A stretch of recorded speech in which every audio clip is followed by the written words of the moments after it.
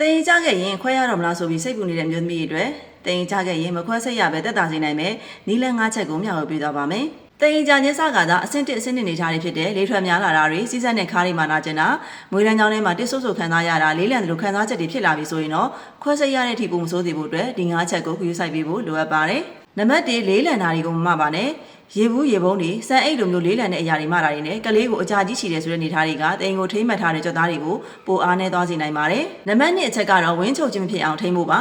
ဝင်းရမ်းချုပ်တဲ့ခါတွေမှာညှက်ရတာတွေကတင်ကိုအောက်ဘက်ကိုတွန်းချလိုက်လို့ဖြစ်စေပြီးတော့တင်ကြခြင်းတွေကိုပူဆိုးသွားစေနိုင်ပါတယ်ဝင်းမှန်စေဖို့အတွက်ရေများတက်ပေးတာအမြင်နဲ့ကြွယ်ဝတဲ့အစားအစာတွေကိုစားသုံးပြီးဖို့လိုအပ်ပါတယ်နော်နံပါတ်3ချက်ကတော့အဝမလုံအောင်ထိမ့်ပါ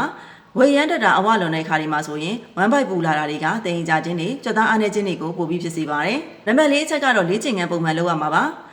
တင်ကြခြင်းခံစားနေရတဲ့မျိုးသမီးတွေနဲ့ကြွက်သားတွေတန်မာအောင်ပြုလုပ်ရမှာဖြစ်ပါတယ်ငွေလန်းကြောင်းကြက်သားတွေကို9စက္ကန့်ကျုံ9စက္ကန့်ပြန်လျှော်နည်းနဲ့တစ်ခါလုပ်ရင်10ချိန်တစ်နေ့ကိုအနည်းဆုံး3ခါပြုလုပ်ပေးဖို့လိုအပ်ပါတယ်နော်နံပါတ်5ကြက်သားတွေပြန်အားကောင်းဖို့အာဟာရထောက်ပံ့မှုလိုပါတယ်ကောလာဂျင်လေးရဆိုရင်မွေးလန်းကြောင်းကြက်သားနဲ့တင်ကိုထိမ့်မှတ်ထားတဲ့ကြက်သားတွေကိုကောလာဂျင်တွေပြန်တဲ့အပြည့်အဝပြည့်စေပြီးတော့ကြက်သားပြန်အားကောင်းစေပြီးစီးစက်ကြိုက်တာခါးကြိုက်တာတွေမွေးလန်းကြောင်းထဲမှာတစ်ဆိုးဆိုးလေးလံတာတွေကိုတက်တာစေနိုင်မှာဖြစ်ပါတယ်ဒါအပြင်မိန်းမကိုကလေးထွက်တာတွေကိုလည်းတက်တာစေနိုင်ပါတယ်နော်ပြရတဲ့မျိုးသမီးတွေနဲ့ကောလာဂျင်လေးကိုတစ်လအောင်3ပါကင်းနဲ့2လသေးချာသုံးပေးပြီးတော့ဒီအချက်တွေကိုဂရုစိုက်မယ်ဆိုရင်တော့တင်ကြခြင်းကိုခွဲစိတ်ရတဲ့အထိမဖြစ်အောင်ကာကွယ်နိုင်မှာဖြစ်ပါတယ်နော်ကောလာဂျင်လေးနဲ့ပတ်သက်ပြီးတော့မအေးရဲ့မစိတ်ပေါက်မှာအသေးစိတ်မေးမြန်းနိုင်ပါတယ်တင်ကြခြင်းခံစားနေရတဲ့မျိုးသမီးတွေနဲ့ခံစားနေရတဲ့အကြောင်းရင်းတွေကိုလည်းကွန်မန့်မှာမှတ်ငယ်ပေးနိုင်ပါတယ်နော်တင်ကြခြင်းကိုကိုရီးသက်တာခဲ့တဲ့နီလန်းလေးတွေရှိရင်လည်းကွန်မန့်မှာမှတ်ခဲ့ပေးဖို့ဖိတ်ခေါ်ချင်ပါတယ်မျိုးသမီးတိုင်းပုံမှန်ကျမ်းမှာလှပပျော်ရွှင်ဖို့ကိုညီပေးနေတဲ့မအေးပါမအေးရဲ့ဗီဒီယိုကိုတခြားမျိုးသမီးတွေလည်းကျမ်းမာရေးပြုရရနိုင်စေဖို့အပေါင်းလေးနှိပ်သေးလေးပြီး share သွားပြီးပါအောင်နော်တည်ကျင်တာတွေရှိရင်လည်းကွန်မန့်မှာမှတ်ခဲ့ပေးနိုင်ပါတယ်ရှင်အားလုံးကိုကျေးဇူးအများကြီးတင်ပါတယ်